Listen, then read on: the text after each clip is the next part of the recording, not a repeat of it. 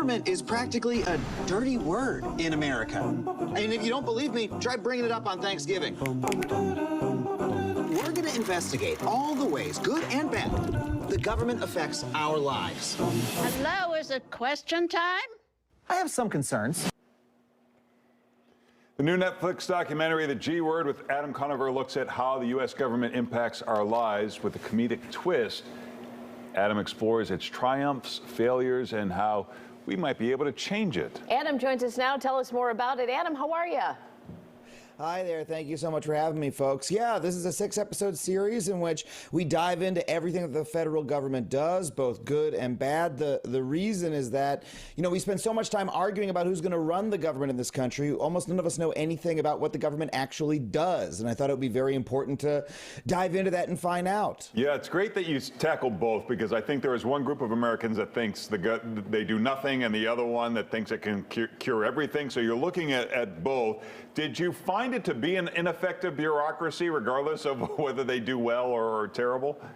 No, absolutely not. I mean, what we found was that there are lots of areas in which the government really makes our lives possible in ways that we take for granted. For instance, the USDA inspects every single piece of meat that we eat. They have veterinarians, like you see on screen, who are there making sure that we don't have foodborne illnesses. And as a result, like, foodborne illnesses from meat were basically wiped out by the USDA. We have the FDIC, which keeps our money safe in the bank. I tagged along with the hurricane hunters from the U.S. Air Force, who fly into every hurricane that approaches the United States to make sure that they can figure out where it is so that they can protect lives and property from the storm.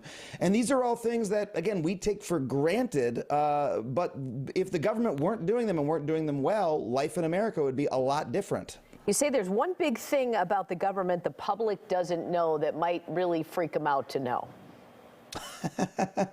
Yeah, I'll say that one of the things that really shocked us is we talked about how the government failed on COVID-19. We've had so much debate over this in the country. One thing that we learned is that local public health departments that exist in every single city and county, kind of like your local fire department and local police department, they have been eviscerated by budget cuts everywhere in the country by both Republicans and Democratic administrations over the last 30 years. And so one of the things that happened with COVID was that when the pandemic hit, so many places in the country were unprepared because they have been systematically understaffed for decades and decades. And that's a problem that's continuing despite the fact that, you know, COVID is ongoing. And did you say there was something about GPS that we didn't know as well? Oh, yeah. I mean, look, okay, GPS.